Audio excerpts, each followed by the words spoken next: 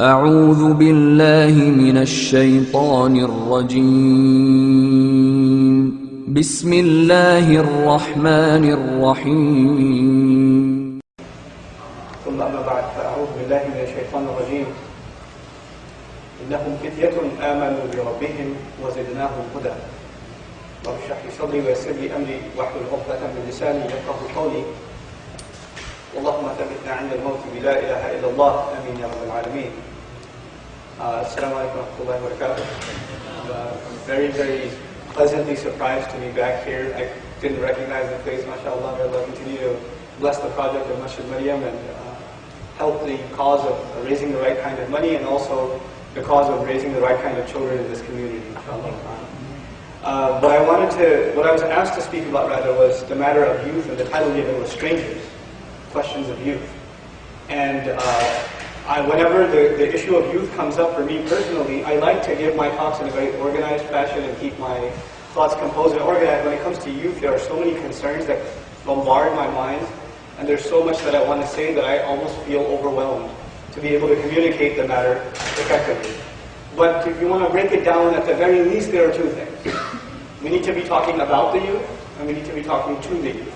At the very least, we can organize our thoughts in those two ways. So in this talk that I have to share with you, there are some things that I'm going to be saying about the youth, and there are certain things that I'll be saying to the youth. So in that way, inshallah ta'ala, some of both of those things will get addressed. I'll start by just an appreciation of how important this topic, this discussion is. Young people are the lifeblood of this ummah. If we don't have a strong body of young people that are carrying the torch of Islam, we no longer have Islam. They are the most important asset, the most valuable commodity in the possession of the Muslim community. There's nothing more valuable, there's nothing more powerful, and nothing more valuable, and nothing more precious, and at the same time, nothing more delicate. So as we are all over this country trying to raise our children and raise families and establish institutions and masajid and learning institutions, etc., the thing that should never lose our focus, the thing that the priority that should never lose itself in the midst of all of our other priorities is that this is supposed to be building a strong future generation.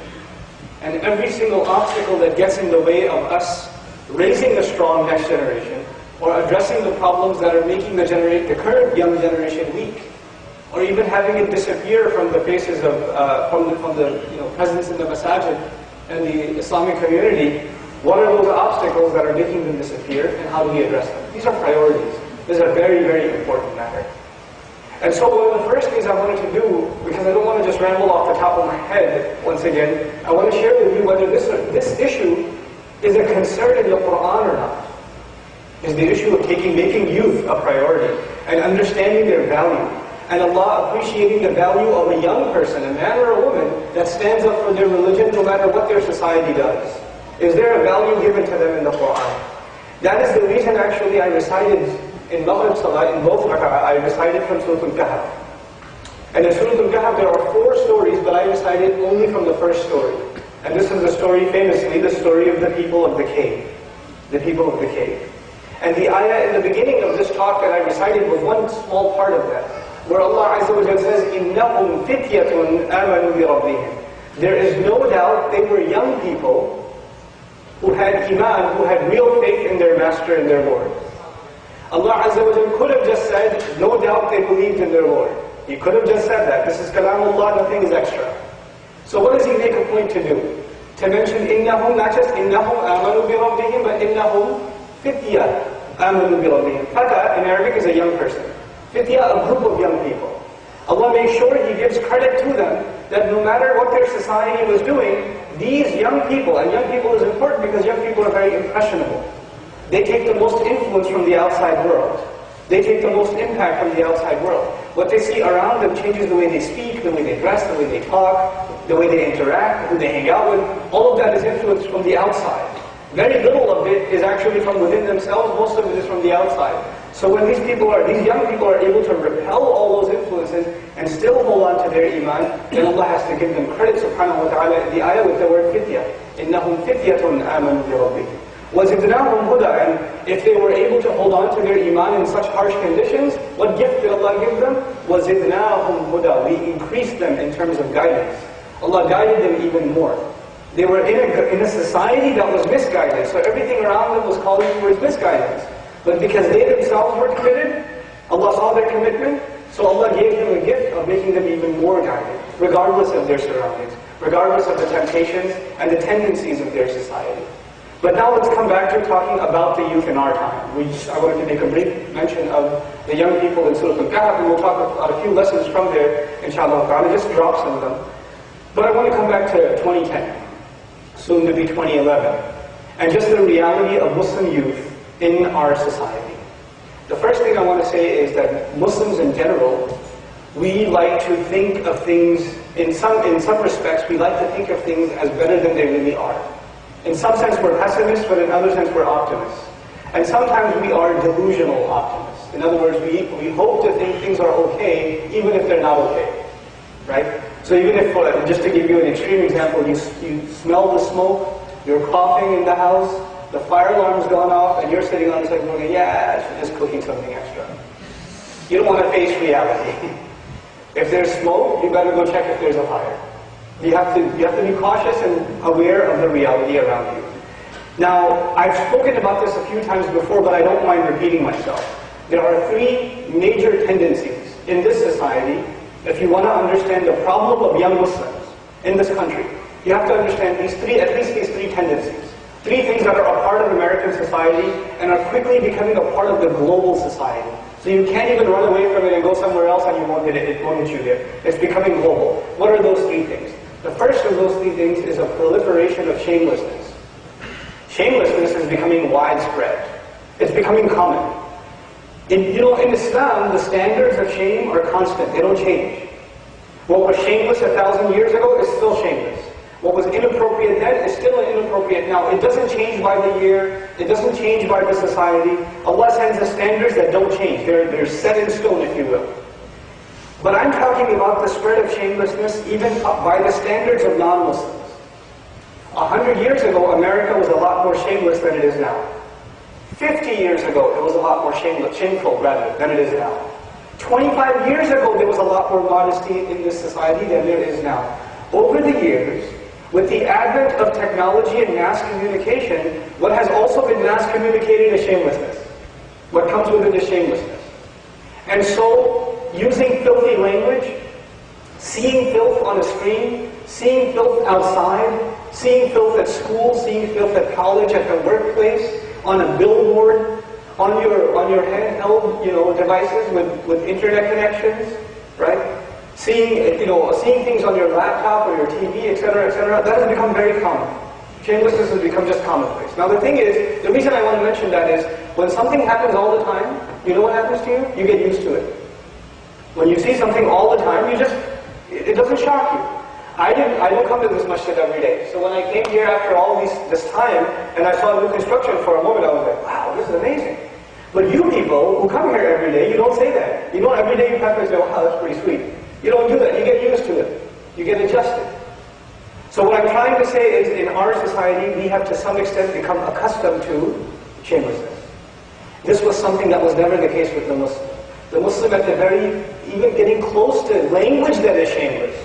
Allah doesn't even talk about, lowering your gaze, keeping your eyes low, keeping your modesty, the way you dress, the way you speak. That's talked about in the Quran, but Allah goes a step further in places like Surah Al-Hujurat. With a shameless society comes shameless language, bad language, filthy language, cussing and foul language, things like that, swearing. Allah says, even mention of filthy words.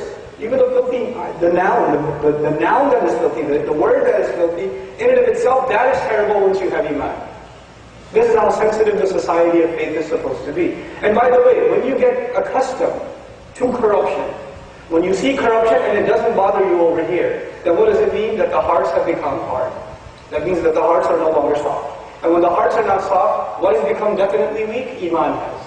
Taqwa has. The fear of Allah is here. The faith in Allah is here. So if the fear of Allah is gone, then you won't have a problem looking at something and not looking the other way, because there's no longer any fear of Allah. The more you look at it, the more shameless you become, the harder your heart gets. That's one tendency in this society, the widespreading of shamelessness. The second tendency in this society is extreme individualism. Extreme individualism. What I mean by that is, Look, you ever heard the expression, looking out for number one? You don't care about anybody but yourself. You just worry about yourself. What am I going to wear? What am I going to dress like? What thing? What car is my dad going to get me? What college am I going to go to? Everything's about me. And by Islamic standards, we're not talking about Islamic standards. Those are something else. In Islamic standards, your first concern is not yourself, your first concern is Allah. And then after that, it is the believers. Starting with your family. You take care of your deen with Allah, and then your family. So you're more selfless than you are selfish in our deen. And the best way to be selfish in Islam is to be selfless. The best way to help yourself is to serve Allah. That's the best service you're doing. That is the act of selfishness. But we're in a society where everything is about yourself. And so it happens, because of that extreme individualism, young people don't care about, forget society or the neighborhood or the country or the world, they don't even care about their own family. They don't care about their brother or their sister. They don't care about their parents. They don't care about their extended family and keeping in contact. They don't care if they don't call the mother if they're out late. They don't care. It's not their problem. It's not what they want to do. And even when they argue with their parents, they say, you never let me do what I want. If that's not extreme individualism, I don't know what is. You're supposed to raise a child, and children are supposed to be raised in a family saying, I'm looking out for, number one, my family. After, in our deen, for Allah's obedience, then my family, and then my community, then my society. So people are raised as concerned citizens, if you will, and that's a natural thing in Islam. You're supposed to be raised as a concerned citizen. But our society is such that Muslims or non-Muslims, we become extremely individualistic. Now I've given you two tendencies so far. One is a lot of shamelessness, and the other is individualism. Let me tell you that these two things are connected to each other. Let me tell you how before I get to the third, okay? These two things are connected to each other. How? When you don't have a strong connection with your family, not only do you not love them or care about them, you lose respect for them. You don't respect your family like you're supposed to. And that's very common among youth today. Young people don't respect their elders like they're supposed to. They talk back, they snicker behind their back. No matter what they are given, they're like, you don't get me anything. It's commonplace in public schools across this country that young people will talk about their parents in a derogatory fashion to each other. That's common. It's not an exception. Yeah, my dad's just retarded, man. It's this, that, and the other. That's how they'll talk. And you don't think that Muslim kids are an exception. They're going to the same school. They don't have some special blood running in their veins that they're immune from that kind of garbage. They get influenced by it too. But when you lose respect for your family, it's impossible for you to respect somebody else's family. Isn't that true? If you don't even respect your own family, how are you going to respect somebody else's family? So that girl that's walking down the hallway, the picture you see on the TV screen, you don't think first that's somebody's daughter, that's somebody's wife, that's somebody's sister. I don't care if she doesn't have respect for herself, I should have more respect for another human being. Because I wouldn't want somebody to look at my sister, my wife, my daughter, my mother in that way. The way I'm looking at her. I wouldn't want that. I have respect for my family, and naturally it gives me respect for other people's families. But when your respect for your own family is gone, then the second argument is gone. Now we're living in times, and I don't like to mention specific examples because they're too depressing. But I've seen a lot of things in the Muslim community. Like the brother and the sister are going to the prom together. Right? He's got his date, she's got her date. Muslim kids, and they're going to the prom together. And he's okay with that. He's basically lost his ghila. You know, this sense of chivalry and dignity and honor that the Muslim man has to protect the honor of his sister. Yeah, I've got a date, and she's got a date, it's all good. We can save discount on the limo. We'll ride together, we'll save some money. SubhanAllah, where's the manhood gone? Where's the sense of shame gone for the woman? And so on the men's side, there's that. On the women's side, there's something else. Something Shaykh Amin Hassan Islahi, rahimahullah, who wrote a tafsir, Tadabbur al-Quran, he said something about the shame and the bashfulness of women, of believing women. He said Allah put shame as a natural part of a woman's character. He put shame in her character. And the reason for that is if she doesn't have shame, she's the most important ingredient in a family, and if she doesn't have shame, she cannot be part of a family. Because it is her shame that makes her protect her children, protect the dignity of her husband, protect the nobility of the household. When her shame is gone, she can no longer fulfill that role. She can't be trusted. And if she can't be trusted, family is gone. And if family is gone, society is gone. So the shame of a woman, the shame of a young girl even, is so important. But we've dropped our standards even in terms of that in American society. We'll come to Muslim society in a second. So I've given you two so far. Extreme individualism, extreme shamelessness. Here's the third thing. I'll put it in very simple words. I won't give you big words. Where does respect come from? For young people. Where does respect, credibility, where does it come from? I went to high school a long time ago. I'm extremely old. I went to school in 1875, and when I did go to high school, here's where your respect came from, and I want to know from the younger guys here if it's changed at all. Respect a lot of times came from the brand of clothes you're wearing, the kind of things you say, who you hang out with. It came from, the kind of, clique you belong to. Like, there's the goth kids or the emo kids, and there's the hip-hop kids, and you got the skaters or whatever. I don't know what else, they got new categories nowadays. I'm not keeping up. So there's the devil worshippers, those guys are awesome, yeah. Devil worshippers. So you got all these different cliques, and depending on which clique you belong to and how high up in the hierarchy you are, and by the way, the more obnoxious you are, the more disrespectful to the teacher you are, the more you make a scene, the louder you are at the cafeteria, the more popular you are. In Islam, the more humble you are, the more quiet you are, the more respectful you are, that's how much better you are. And in high school culture, the more you are the opposite of all of those things, that's how much more popular you are. And the more obsessed with yourself you are. Somebody looks you in the eye and says, "What you looking at, son?" Right? The more arrogant you are, that nobody can even look at you in the eye. You're like Fir'aun reincarnated, basically. Right? The more you are like that, the more popular you are. In other words, more than anything else, your respect comes from how shameless with your words and your behavior, and how self-absorbed you are. That's where your popularity comes from. And everybody wants to be like you if you're that way. Or you want to be like somebody else who's that way. The young people are always looking up to somebody else in school. They won't say it, but they look at that guy and say, "Man, I wish I had what this guy has. That guy's got it. I wish and they're jealous of that." And girls have it. There's this girl who barely dresses, in clothes, extremely shameless, flaunts herself, has no respect for herself as a human being. Might as well be a display at a zoo. And she's walking, and the girls are like, "Wow, she's really popular. I want to be just like her." That's going on. Even if they don't say it from their tongues, you make them say astaghfirullah in Sunday school, they're thinking that in school. They think, "I wish I could be like her."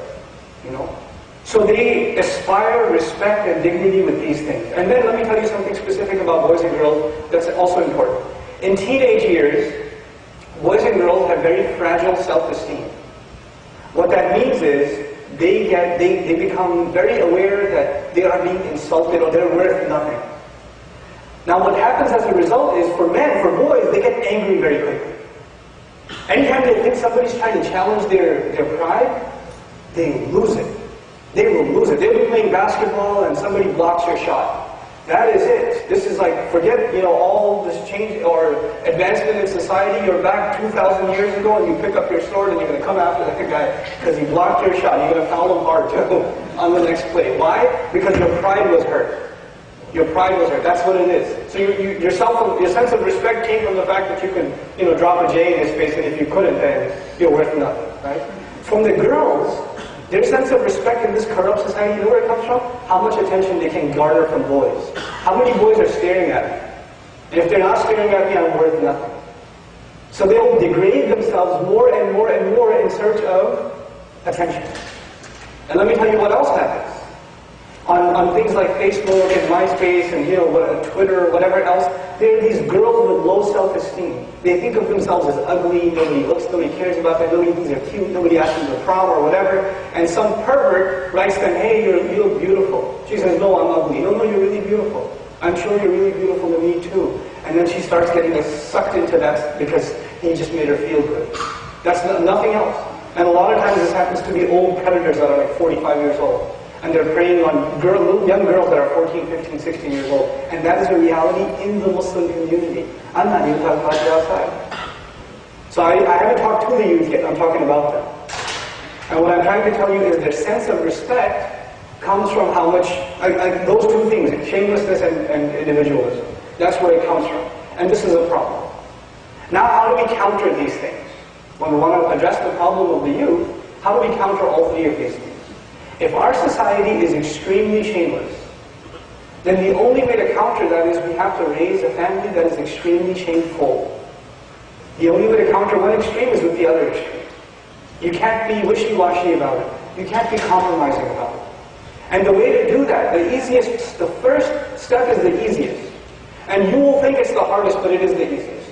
We have to control the media intake of ourselves and our family. There's just one bad scene in there, it's okay, it's just PG-13. It's not that bad. It's just, yeah, there's one bad thing in there, this happens and that happens, but you know, I can lower my eyes. I'll take a second look, but I'll lower my eyes eventually. You know? In other words, you say it's not that big of a deal. It's okay, you can let things slide. We, as parents, have to become vigilant about what we are allowing our children to be exposed to, especially at early ages. When they get older, whether you like it or not, they will see all of those things. Whether you like it or not, they'll be exposed. If they're going to go to college, if they're going to get a job, if they're going to go to high school, even if they go to Islamic high school, I don't care. They will be exposed to those things because it's as common as oxygen. You can't ignore it. But in the early ages, you want to build their guard up. So when they get to later ages, they're able to fight it off and say, no, that's disgusting. I'm not going to be a part of it. It is possible to raise young boys and girls that go to public school in this country and still take pride in their Islam and walk down the hallway with pride without looking and gawking at people. They can look down and walk down with pride anyway. They can do that. We have that ability to do that, to raise those kinds of children, but we have to make that into a mission. That has to be pretty much a campaign in the Muslim community. It's critical. That's the first thing. The second thing is we have to instill into our children at all times a respect for family. But respect for family never comes until there's love for family. And love for family never comes until you spend time with your children. How many of you are having dinner with your kids every day? How many of you are talking to your kids for 30 to 45 minutes every day? When was the last time you actually sat down and had a conversation? You don't. You don't have time. You're working. You come back home, you're exhausted, you don't want to deal with it. They come over, your little kids come over to you, hey, Dad, look what I did. I don't want to watch it. I'm watching the news. Go away. Go play with your toys. Didn't I get you an iPad Touch? Go play with that. Get lost. You know? And what happens is we ignore our children at the early ages. When they get older, it's no surprise they ignore us. It's no surprise. In this society, more than anything else for Muslim parents, you have to befriend your children. Spend a lot of time with them. They should see you as the first line of their first and best friends. When something happens in school, they should feel no hesitation in telling you. They should not think, oh, my dad's going to kill me if I tell him. No, my dad's the only one who's going to help me if I tell him. If your kids don't feel like that, you're failing. A lot of times our kids are scared to talk to us. They're terrified. So they don't talk to us. And they don't talk to us, that still means they need to talk to someone. So they talk to their non-Muslim friends and get non-Muslim advice. Because we shut the door for them because we're too harsh. So we have to learn to be open in communication and loving. And that will build respect for our children in the long run. That's the second thing that I'm suggesting. Here's the third. You know what I said the third thing was? Where do they get respect from? From garnering attention, from arrogance, from ego, these things. If you raise your children right, you know what they will learn? Respect comes from nowhere, except from the words, La ilaha illallah Muhammadur Rasulullah. When you accept this religion of the Messenger sallallahu alayhi wa sallam, وَلِلَّهِ الْعِزَّةُ وَلِرَسُولِهِ وَلِلْمُؤْمِنِينَ. And only Allah owns nobility and dignity and honor and authority, and so do His messengers, and it belongs to Him and to the believers. Believers have this dignity and nobility that nobody else has. If you raise your children right, you know what's going to happen by the time they get to high school? Even if you send them to public high school, they will see all kinds of film, and they will look at it and not say, I wish I could be like that. They'll look at it and say, I feel so sorry for these pathetic people. They have no idea what's ahead of them. They have no purpose in their life. Allah gave me such clarity about what my life is about. I already have direction in my life. And these people are so pointless. They're losers now, they'll be even bigger losers 10 years from now, and 200 years from now when they're in their graves, they'll be amazing losers. I feel bad for them. I feel sorry for them. You'll start looking down at corruption instead of being jealous of it. You'll start feeling bad for people who are victims of it instead of wanting to be like them or being tempted by them. That's the kind of kids we want to raise. That see their Islam as something that makes them superior to everything else. They're not arrogant, but they understand what Allah has given them is better. وَمَا عِنْدَ اللَّهِ خَيْرٌ. What Allah has is better. What Allah, if they could see the world like that, man, I tell you, the world would be at their feet. People will come to them and say, man, what is it, man? What makes you tick, bro? I don't get you. You're not like everybody else. This has actually happened to me before. And it happened to a lot of young people before too. You know, you're in an elevator, you keep your eyes low, the woman comes to me, you didn't look at me once. Why did you do that? I was like, I don't need to. I'm married. And I fear God. What religion are you? I was like, I'm of the religion that respects women. And I didn't tell her. So she had to ask me like, what religion? What religion? What religion? Islam. I was like, when we stand up for our religion, I tell you, people around us will notice. People around us will notice. And so I'm done talking about the youth. And I'm going to talk to the youth. Just to them. In this society, in America, these are my own observations. You do not have to agree with them. You don't. You really don't. But I'll share with you what I'm convinced of at this point. In this society, Muslims still are very alienated. We're not connected to the world around us. Most of the neighbors of this masjid don't know this masjid, don't know this place. Most of them have no idea who we are. I know people that became Muslim that used to live next door to the masjid. I know a brother, Joshua from Florida, who literally used to go study the Bible next door to the masjid. He was memorizing like studies in the Bible, advanced studies in Christianity. And he used to walk past the masjid to go to the church to study for 10 years. And one day he was going to his church class during Friday prayer, and somebody thought he's Muslim, so they said, come on, khutbah started. So he just followed them. And he went in and he took Shahada. And then he said, I've been here 10 years, I had no idea who you guys are. That's not my fault, that's your fault. I should have known. Well, the first point I'm trying to make to everybody here, as part of this discussion, talking to the youth, is the society doesn't know who we are. They don't know. But you know what? The only people that are actually knee-deep into society, and they're in it every single day, you know who they are? Our youth. Our youth are not cut off from society like we are. Our youth are deep into society. They play basketball with this society. They have Facebook friends with this society. They spend weekends with this society. They hang out with this society. They have study groups with this society. They will get careers with this society, go to college with this society. They have friends that are in part and parcel of this country, and this society, and this culture. The only real ambassadors to Islam we have are not speakers. Not people like me sitting at a mic. These are not the real ambassadors of Islam. The real representatives of this religion are the hundreds of thousands, if not millions, of young Muslims in this country. They more than anything else represent Islam. They more than anything else are in a position to introduce Islam to people that you and I will never meet. They see people that we will never see. They have connections with people we will never have connections with. So you guys, you need to first of all understand your value in the religion. The young people here, they need to understand what you guys are worth to this cause. You are a critical component of the work of Islam. Allah has made you for a really, really high purpose. Now let me tell you something. Just give you with an example and appreciation of what I'm trying to say to you. Just assume for a moment that you bought a very, very, very expensive, high-maintenance computer.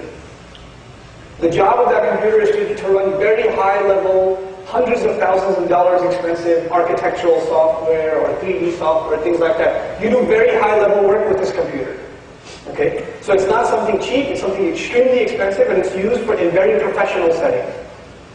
So you have it. And what you do with it, with your entire couple of years, while you had that computer, all you did was play video games on it. All you did was watch YouTube on it. Is that a disservice to what you have? What Allah has given you, first of all this Islam, then your youth, then to put you in a society where everybody else is heading in a different direction, Allah has given you more valuable than everybody else around you. You have the most precious item at your disposal. Now if you throw it away, you have no appreciation for what you have. You are more answerable to Allah than anyone else. And again I'm talking to you. In this country, in America, we consider even 20-year-olds, 22-year-olds, 25-year-olds, they're just kids. Let them have some fun, they're just kids. In Islam, the moment you hit puberty, you should be treated like an adult.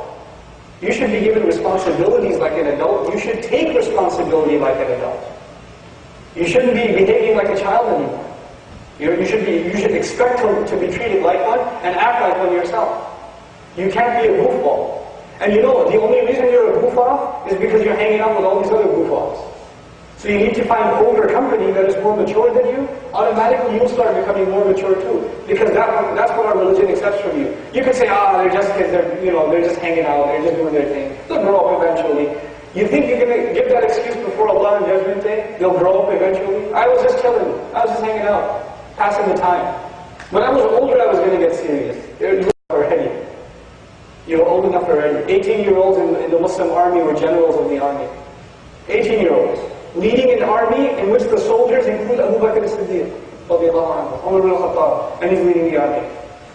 How's that even possible?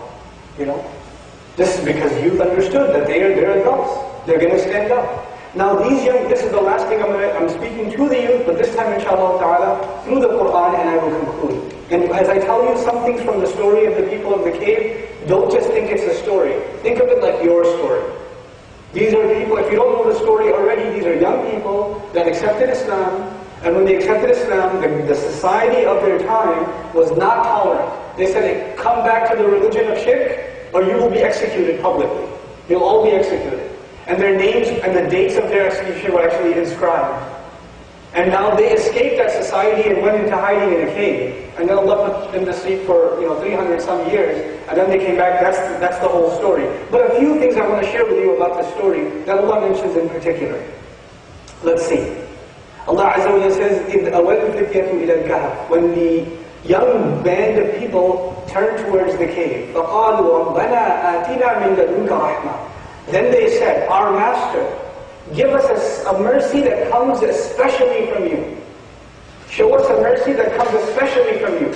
We have taken a step that is special. Nobody around us was obeying Allah, and we still decided to obey Allah. We did something special. So we want from you a special mercy. وَهَيِّئْ لَنَا مِنْ أَمْرِنَا رَشَدًا, and make facilitation for us. Tahyi in Arabic is to make ease, to make the door open, to open up the avenue, to make all the necessary arrangements. They're asking Allah, oh Allah, make all the arrangements that whatever decision we make, it is guided. In other words, these people turn to Allah for counseling. You ever heard of a youth counselor? When youth need help, they go to a counselor? Who do these people need counsel? Who do they get counsel from? Allah Himself, subhanahu wa ta'ala. They turn to Him and they say, make us, give us, open these doors for us, facilitate for us, make arrangements for us in the decision that we've decided to take. Then a couple of ayat later, Allah says, I mentioned this before, إِنَّهُمْ فِتْيَةٌ, no doubt they were young people. They were young people. Because when you read the ayat, you feel like these are very mature people. So Allah makes it important enough, not just to say they were young people, there is no doubt they were young people, as though there might be doubt in the mind. Inna, this adat al-tawqeed is used, لِإِزَالَةِ الشَّكْ, to remove doubt. So when you read their story, you feel like these are really strong, mature individuals. Allah says, no doubt about it, they were young. Because most of the time when you think of young, you don't think mature. But Allah is making that point. آمَنُوا بِرَبِّهِمْ. What gave them their maturity? They really had iman in their master. وَزِدْنَاهُمْ هُدًى, and we increased them in terms of guidance. Then Allah explains, what does it mean to increase guidance? How does He increase them in terms of guidance? وَرَبَطْنَا عَلَى قُلُوبِهِمْ. وَرَبَطْنَا عَلَى قُلُوبِهِمْ. We caused firmness. We gave, toughness upon their hearts. Their hearts became strong and tied to Allah. In other words, they weren't just going through a phase where they got fired up and decided to take the religion seriously. That was me, sorry. To take the religion seriously, and then the next day they turned back and they gave in to their temptations again. They stuck it out. رَبَطْنَا عَلَى قُلُوبِهِمْ. إِذْقَامُوا, when they stood, really means rose. فَقَالُوا رَبُّنَا رَبُّ السَّمَاوَاتِ وَالْأَرْضِ لَنْ نَدْعُوَ مِن دُونِهِ إِلَهًا. Our Lord, our Master is the Master of the skies and the earth. We are never going to call on anyone to worship or obey other than Him. And here the word ilah is important. The word ilah has two meanings. The one you worship and the one you obey, both. Al-Muta' wal-Ma'bud ilah. Okay, the one who's obeyed and the one who is worshipped. Now think about this society. People can worship false gods, but at the same time, they obey their desires, they obey their temptations, they obey the tendencies of their crowd, or what their friends want them to do. They obey all of these things. Is that me or you, or? That was me. Yeah, that was, okay. So they're going to obey only Allah, and they won't even obey their own temptations. Allah says in the Quran, وَأَرَأَيْتَ مَنِ اتَّخَذَ إِلَهَهُ هَوَاهُ. Did you see the one who takes his own self, his own pathetic desires, empty desires, and turns them into his own God? Then he worships and obeys them. And we don't worship our desires, but we do obey them. That's the implication here. So they're able to fight their temptations and stick it through in their religion. Now, the last thing, they realized that the society around them is doing lots of crimes, but there is one crime above all the other crimes. And that is why they can no longer go with the flow. There's one thing they realize, and they've seen it, and because they've seen it, nothing about that society impresses them. They realize what Allah has given them is better. What is that one thing? Listen. هَؤُلَاءِ قَوْمُنَا اتَّخَذُوا مِن دُونِهِ آلِهَةً. This is our nation. These are our nation. They have taken gods besides Allah. And then they say, لَوْلَا يَأْتُونَ عَلَيْهِمْ بِسُلْطَانٍ بَيِّنٍ. How come they don't bring any authoritative proof for the religion that they follow, for the way of life that they follow? Even the biggest party animal you know, you ask him, you think you would just create a party? Well, what makes you think that? Allah gave you such an amazing mind, the amazing ability to speak. You're going to use that amazing ability to speak to utter filthy words? Do you think you get away with that? Listen, man, I don't want to think about it. They never bring you any evidence or proof. لَوْلَا يَأْتُونَ عَلَيْهِمْ بِسُلْطَانٍ بَيِّنٍ. How come they just ask you not to think about it? Don't worry about it, man, chill out. That's the attitude, chill out, relax, don't think about it. And these young people realize, no, how come they ask us to chill out? How come they don't want us to think about it? How come they don't bring any proof? فَمَنْ أَظْلَمُ مِمَّنِ افْتَرَىٰ عَلَى اللَّهِ كَذِبًا. Who can do more wrong than the one who makes lies up against Allah? They realize the evils of this society, the root of them is, people think that they are okay with Allah no matter what they do. They are lying against Allah. And their young people are not going to, these young people will not stand for it. SubhanAllah. You know what's really peculiar and interesting to me about this story? Is that the Messenger told us, sallallahu alayhi wa sallam, that Surah Al-Kahf will protect us from the fitna that is coming later on in this ummah, in the future. And this is the future. We don't know if that fitna Dajjal is here or not, but certainly the fitna in this society, Surah Al-Kahf certainly protects us from it. Certainly protects us. There are so many guidances in this surah in regards to it. The young brothers here, just get yourself busy. There are so many great projects you can be a part of. The more free time you have, the more shaitan will get you. The more you are alone on your laptop, the more you will do evil. You will be addicted. And once you're addicted now, by the time you get married in 25, 26, you will have no respect for women. So you'll have terrible married lives. Because you lost your dignity when you were like 16, 17. How are you going to raise a family? How are you going to raise shameful daughters if you have no shame of yourself? How are you going to do that? You're not. The sisters here, take your pictures off of Facebook. Have some respect for your family. Have some respect for them. Would you want, any husband want their wife pictures to be up there like that? A father would like his daughter's pictures to be like that? You know? Just because the non-Muslims are doing it and doing it without any consideration, don't think it's okay. It's not okay. That doesn't make it okay. We've just made these things that were the part of our society, it started with lowering your eyes, and it protects us from so many bigger problems. When you stop lowering your eyes, all these other floodgates of all these other problems open up. And that's what's happened to young people. So now that I'm done talking to young people, I figure, how much time do I have? 15. Okay. So I can talk to the elders here. Yeah. I'll help you guys too. Actually, half an hour. I'll make much less than that. I want to say something to the elders you might not like to hear, but I have to say it. And this is very unpleasant for me to say. I'm not comfortable saying what I'm about to say, but this is something we don't talk about, and this is something that's happening, and we have to face it. We have to face it. In this society, I told you, one of the biggest problems is the proliferation of shamelessness. That's what I told you.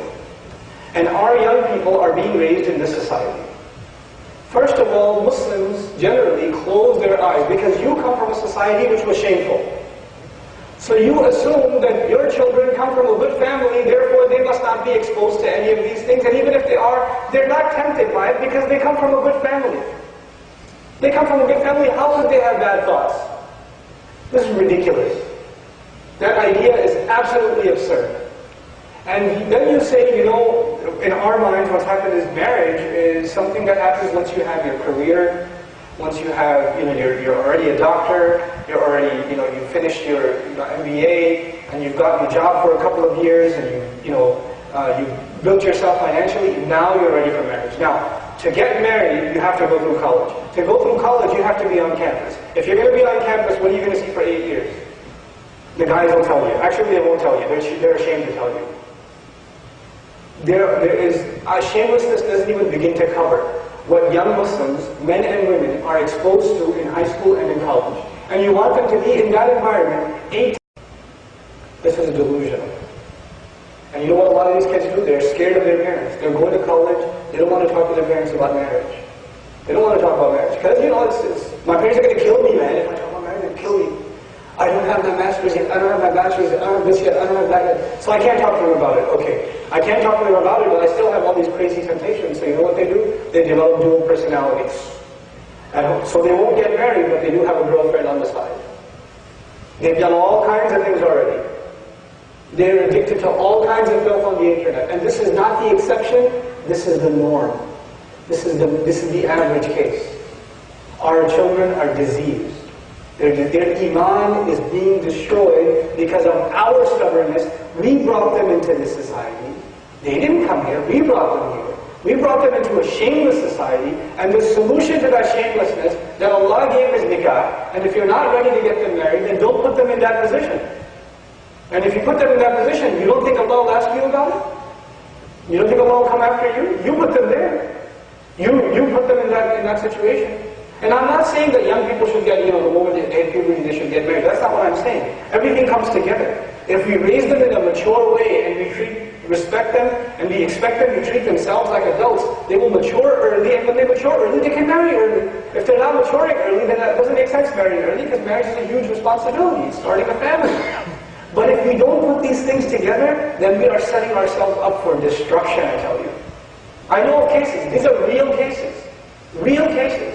You know, a friend of mine is a youth counselor. These guys come to him, 20, 22-year-old grown Muslim men. They're coming to him and crying. I'm ready to get married. This girl I like, we've been talking for 2 years, but I'm not going to tell my parents. She's Muslim too. We've been talking, we keep talking. We're not going to get married. We can't get married because my dad says I have to finish med school. I've got 5 more years. And they're crying. And you say, how could you do that? Astaghfirullah. Stop saying astaghfirullah, except that that's the reality. That's happening. You would be shocked at what you will find on the text message history of the young people with their cell phones here. Yeah, I know. I'm not asking you to show. But it's there. You'd be shocked to know what's on their Facebook profiles. You'd be shocked to know their browser histories and why they're so squeaky clean. Why they clean it out every time they leave the house. You'd be shocked to know. We put them in that position. We've done that to them. Now if you do that to them now, and they're addicted to things like pornography, they're addicted to things like dating, and premarital relationships, and partying and clubbing. Muslim kids clubbing. Muslim kids, MSA presidents. I know them. Clubbing. You know. On the one hand, religious faith, to make their parents proud. On the other hand, they gotta do what they gotta do. You know, they have urges, they can't help themselves. And then when these people, they have these addictions for 10 years, since they were teenagers until they got married, they have these addictions for 10 years. Do you think they have nikah and the next day their addictions are going to be gone? Is that how addiction works? No. If they were shamed, they lost their shame way before, they're not going to regain it. And you just ruined a girl's life too. You just ruined a girl's life. And what kind of children are you going to raise? All hell is written. We don't see this problem right now. We don't see it. This is happening behind closed doors. This is happening in the minds of our children. The masajid are coming up and the family structure is going down. We have to watch out. That's me again. We have to watch out. We have to protect this before it's too late. We've lost too many youth already. If we don't become proactive now, and I say the agenda of every masjid should be that, building strong families. Nothing else is more important. Nothing else is more important. And this was not a talk about welcoming young people into the masajid. As important as it is to build an amazing structure, equally, if not more important, a sister's lounge, where they can hang out instead of Starbucks, with Wi-Fi and all of that stuff. A basketball court for the guys, equally important. So they learn to hang out here and spend time here. Because if they're here, then it's proof that they're not somewhere worse. And if they're not here, who knows where they are? Right? This is not even to talk about that. This is just about our priorities. SubhanAllah, Allah has gifted me with 3 daughters and 2 sons. I have 5 children. It terrifies me. It really absolutely scares me to death. I was at a youth program, I'm not going to tell you which one, 500-600 young people, high school kids, Muslim kids got together there. I was supposed to speak there. I got there maybe 4 or 5 hours early, so I'm just spending time with these 500 teenagers. Wallahi, I was going to cry myself to death. Because I said, man, I just got 10 years and my girls are going to be teens. What am I going to do? These are the religious kids. These aren't even the party kids. These are the good Muslim kids. What's happening here? And these guys are at an Islamic program. We have to get our act together. Young people have to get their act together. And I'm blaming the elders as much as I am blaming the youth. I'm not passing the buck on any one of you.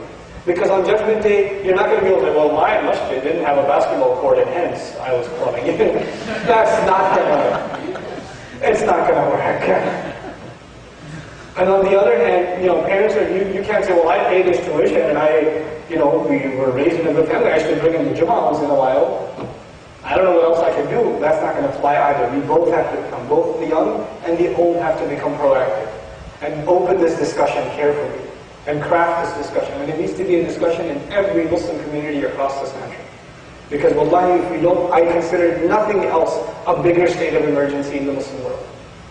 Especially in the United States. Nothing is a bigger state of emergency than the state of our families, the state of how we're raising our children, the rate at which our young people are losing their shame. They're losing their haya. And if you don't have haya, how can you have iman? Haya is the essential ingredient in iman. It's an essential ingredient in faith. May Allah Azza wa Jalla give us the ability to protect our haya, to revive our shame, to guard it, to raise children that are shameful and bashful. May Allah help us give the ability to make ourselves and our children the kind of people that aren't jealous of corruption, but they feel bad for it, and the only thing they find dignity and respect and honor is in their kalima, is in their la ilaha illallah. Wallahi, too many people lost their blood. So one day we can say la ilaha illallah. Too many people. They lost their lives making dua to Allah. One day my children will say la ilaha illallah. That's why they died, and we should respect their memory. And these are not thousands of years ago. This is 50 years ago, 70 years ago, 80 years ago, not even a century ago, where Muslims were dying. So because they could get rid of colonizers in Algeria, in Pakistan, in Bangladesh, in the Indian subcontinent, in the Africas. They're fighting colonizers. So they could say, we can have masajid in this land. Our children can say, la ilaha illallah one day. We are those children. What are we doing to respect their legacy? Or are we spitting at it? That's what we have to think about. May Allah Azza wa Jalla make us a strong ummah once again. May Allah Azza wa Jalla, take the good of what was said and enter it into mine and your hearts. And anything that I said that is incorrect, it's my own fault, and I ask Allah's forgiveness, and I ask all of you to forgive me as well. Barakallahu li wa lakum fil Qur'an al-Hakim. Wa nafa'ani wa iyyakum bil ayati wa dhikr al-Hakim. Assalamu alaikum wa rahmatullahi wa barakatuh. Projects for the youth. Yeah. Can you name a few? Yeah, one of my favorite models in the country, I won't mention them in theory, I'll mention them practically. One of my favorite models is what's happening in Richardson, Texas, in Dallas. There's Brother Abdul Rahman Murphy, he's the youth director, and he started some really creative initiatives. They've got yoga classes for girls, and a lounge, and a counseling session. They've got basketball tournaments running now. They're doing kickboxing, all kinds of fun stuff. And they did a barbecue, no lectures, no Islamic lectures, nothing. Just a barbecue. Or an all-night basketball tournament for the guys, etc., etc. What I'm trying to say is youth need to stay busy. We have to find ways of keeping them happily busy in the masjid. Or in a good environment, in a good, clean environment. If you can do that, you've already done a great service. Even if you're not teaching them religion right now, that's not the more important thing right now. The more important thing is they should get a sense of affiliation with Muslims. Then when they feel that bond, they will want to learn on their own. Right now, if you try to shove lectures down their throat, they won't come. A lot of you guys have friends, they would never come to the lecture. They would never sit in a lecture. But if you say, man, we're playing ball tonight, there's a nice court there, are they going to come? Sure, there's a barbecue. And they're going to play some video games. They're going to come? Oh my God, they'll show up like you won't believe. He did that. He did that in Chicago when he was youth director, right? So he said, okay, we're doing an all-nighter, and it's just whatever you want to talk about, and a basketball game and a barbecue. 500 kids showed up. 500 kids. Kids that have never been seen in the masjid before. Kids that don't even know how to say La ilaha illallah. They showed up. That's amazing. Why? Because the doors to the masjid were open to them. They were given a welcoming, program. So that's part of our strategy. That's one area that we have to address. The second thing is sisters usually get ignored in masajid. We have to have really creative, well-crafted, well-funded, social programs for girls. And I have a hard time figuring girls out because I'm not one, and they're complicated. So I can't figure out my daughters, I can't figure out my wife or my sister. Complicated. But here's one thing I figured out. When I used to be a Sunday school director, my community back in Bengal made the mistake of making me Sunday school director. So the strategy for the guys, the teenage guys, was we'd get together at night, like Saturday night. We'll have a barbecue, we'll play basketball, we'll just hang out in the masjid, just chill, goof off all night, pray Fajr, go hit the beach, go swim or whatever, then come back, go to Dunkin' Donuts. We all love Dunkin' Donuts, it's a thing in Long Island. And then we come back, and that was our Sunday school. Maybe throw an ayah here and there, but that was it. That's the most amazing thing for the guys. Then you say to the girls, what do you want to do? I don't know. I guess I want to talk. The best time the girls had, you know what it was? We'd give them some money and say, just go to Starbucks and go talk to each other there. And they'd sit there for hours chit-chatting, and they're happy. They're so happy. That was amazing. Can we do that again next week? They just want to talk. They want to hang out with each other. They want to socialize. It's a thing. Guys don't have it like girls do. So give them a place to socialize. A nice place. That should make Starbucks look bad. They got coffee there, they got big screen TV there, they got lectures running or whatever, they can talk to each other, they can do their homework or whatever. Give them a place to socialize. Young girls need to feel connected to a society. And especially in our times where there are all these virtual societies, these social networking groups that are sucking our young girls away. And they're developing double lives, and they got screen names that you can't find because they're afraid of exposing their identity. So they're becoming part of these virtual worlds where all kinds of corruption is there. Why? They feel the need for that because human beings have a need to be part of a social gathering, a social network. Give them that. Why deny them that? Give them that. Give them that at the masjid. We can do these are very simple things. But if we implement them, man, I tell you, the face of the community changes. Wallahi, the face of the community changes. The first week that he started in youth direction, girl walks in, Muslim girl, she's expecting, parents don't know. 16-year-old girl, not married. These are realities of the Muslim community. Who's going to deal with them? If not the masjid, if not our community. Then we can turn a blind eye and say, astaghfirullah, that is the exception to the rule, that doesn't normally happen. Let me tell you, it happens more often than you think. It happens more often than you think. And it's becoming even more common because we're not addressing it. We have to address it, The other thing is every masjid, in my opinion, should have a youth director. Every masjid. There should be no exception. Every masjid, even I argue more important than the job of the imam today is the job of the youth director. The imam may or may not be able to connect with the youth. May not be able to hang out with them late at night because he's got a family to take care of himself and he's got other responsibilities in the community. But the youth director's job is to just hang out with the guys. And his wife's job is to hang out with the girls. And they're just there as their big brother, big sister kind of thing. They go hang out at the restaurant together, they play basketball together, they do trips together, etc., etc. But they build this affiliation. That has to happen. That's a critical job description that is not being fulfilled for the most part, and it needs to. Which is why I say, it's one such project, there are other projects going on too, but this is one of my favorite ones. Serious leadership of the community should go take a trip to Richardson and see what Khan is doing.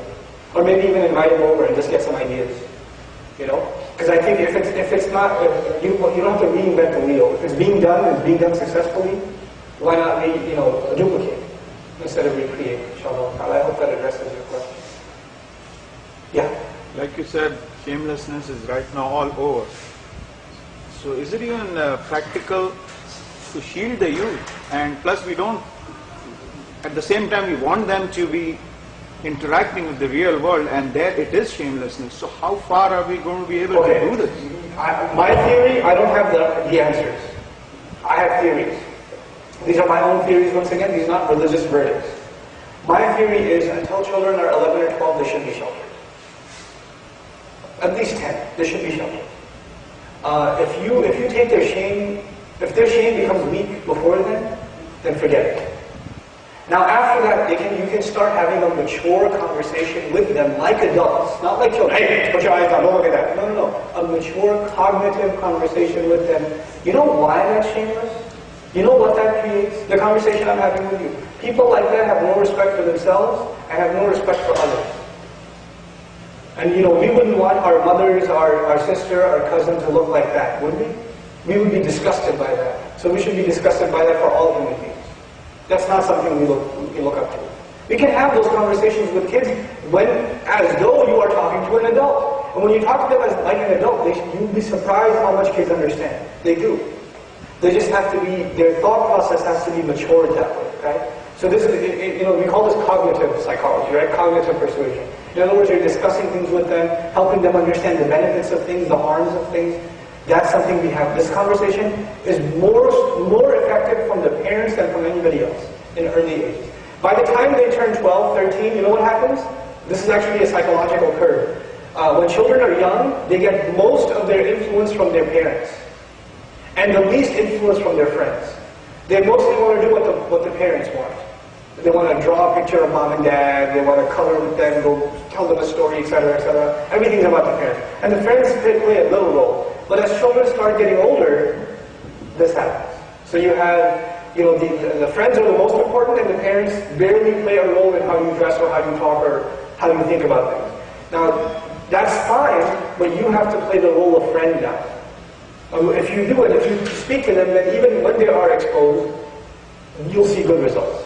Just a follow-up one. For the smaller kids, like you said, even in the, is it prudent then to deny smaller kids also of small things like movies and cartoon movies? Because even there is so much... Sure. It's absolutely appropriate to deny your children any knowledge of who Miley Cyrus is, or who Hannah Montana is, or who the Proud Family is on Disney, or Disney altogether, or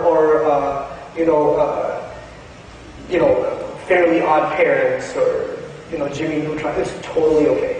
I watch a lot of cartoons. Is it okay for them to feel behind? No. Let me tell you, I watch a lot of cartoons. You know why I watch a lot of cartoons? First of all, I enjoy them. And secondly, because I watch them so that I know what my children are going to watch the next day. And my kids watch a lot of stuff that I used to watch when I was a kid, because back when I was a kid in the 1850s, cartoons were a lot cleaner. So my kids love Tom and Jerry. Love it. Cat and mouse trying to kill each other, what better entertainment is there? It's amazing, right? So you can have,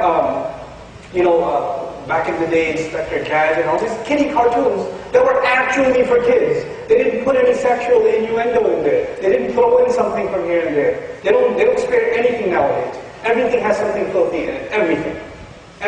There's no movie today that doesn't have some element of filth or vulgarity in it. And even these 3D movies that come out a lot of times, right? Like the worst thing to do for your kids nowadays, Toy Story 3. Worst thing to do. It's Ken and Barbie hitting on each other the entire cartoon. And you're making that normal for your 6-year-old kid. For your 6-year-old kid. That's disturbing. They don't even spare cartoons anymore. Doesn't mean there's no such thing as good, clean entertainment. There is such a thing. Actually, there are even Christian groups that talk about clean movies and they make ratings, because they're concerned parents too. They have similar values that we do in some cases. We should take advantage of those kinds of resources. Muslims should have been the first to do it, but they've already done it, so we should take advantage of what they have. My kids watch cartoons, but we know what they watch. And we know what they're not allowed to watch. And if something inappropriate does come up, we have a discussion about it right away.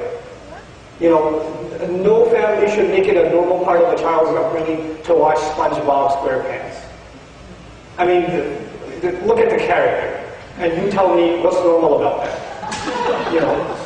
What's normal about that? And that's from a shamelessness point of view. The other thing is theological implications.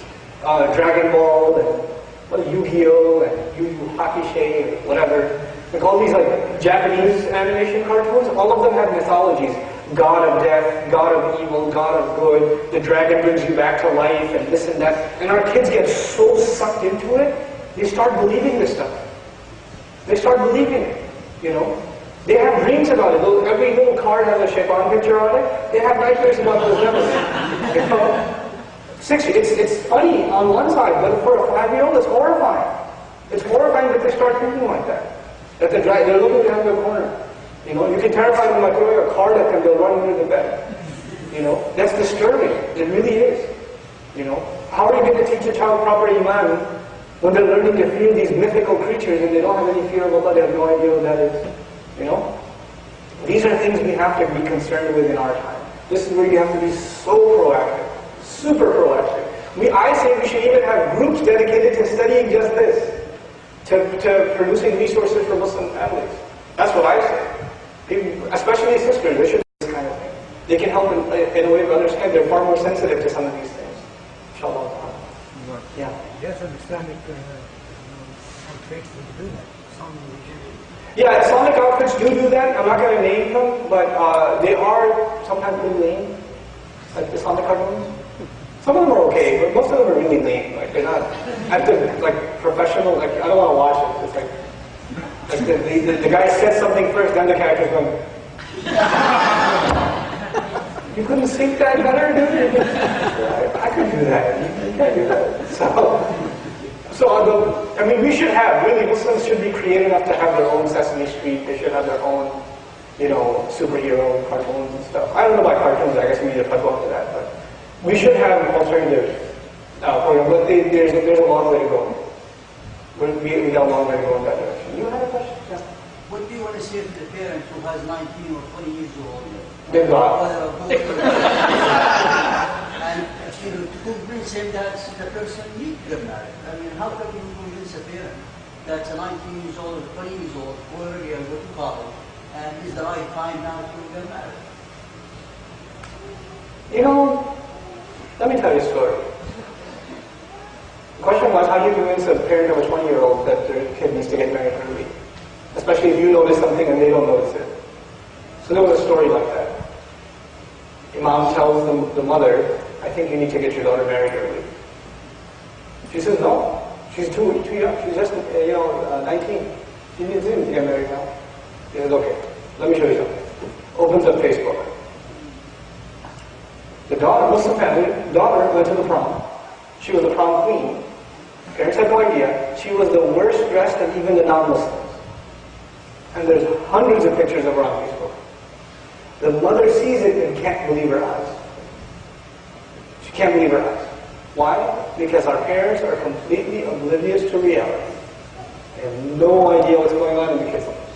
They don't. They assume if my child doesn't tell me there's a problem, there is no problem. They assume if my kid says they're going to the library, they're at the library. Right? This is a harsh reality check. It's a very harsh reality check. But until there's open communication between parents and kids, this conversation will never happen. If that 20-year-old boy's mother or father actually talked to the 20-year-old openly for an hour, not, hey, you want to get married? Oh no. Okay, I guess not. That's a 1-second conversation. An actual 1-hour conversation, they will learn things they never knew about their own child. The problem isn't anything else but communication within them. That communication has to open up. Everything else will become clear. There's a lot of things in your kid's head you have no idea. Just talk to them. Just talk to them. And don't terrify them that if they are actually honest, you'll kill them. Let them speak their mind. Yeah, because they're scared. You have to convince them there's nothing to be scared of first. And you have to undo a lot of damage. If they don't talk to you with this, they're still terrified. They think you're just going to not accept, it'll be completely unacceptable. In the end, you have to go out of your way to get them to open up. Especially teenagers, it's very hard to get them to talk. It's harder than a root canal. You know, your kids don't talk to you. You say, how was your day? Yeah. What'd you do? I don't know. Where are you going? I don't know. Yeah. You know, that's all they do. And then they'll text their friend, my parents are asking me too many questions. Right? And they'll talk to their friend for like hours. Hours. They have so much to say, but not to their parents. Not to their parents. But it's a common problem in our society. You have to work hard you have to keep nudging at it little by little by little until it breaks. And a thing that will help with that on the side is taking trips with your youth without their cell phones. No texting. Take it away. It's not like their texts are all that awesome anyway. No, hey, the 12 L's. Oh, what? Or sub, S-U-B-B-B-B-B. Where you at? They're sitting next to them, where you at? That's all they're doing. You know, it's making them socially stunted. They can't carry a normal conversation. You talk to a young person, they're talking to you for a second, and then they're like, yeah, Take the phone away for a while. Just talk to them. Expect them to be humans. It's going to be hard, but expect them to be humans. I think I've been talking for too long, inshallah. I'll call it quits. Anybody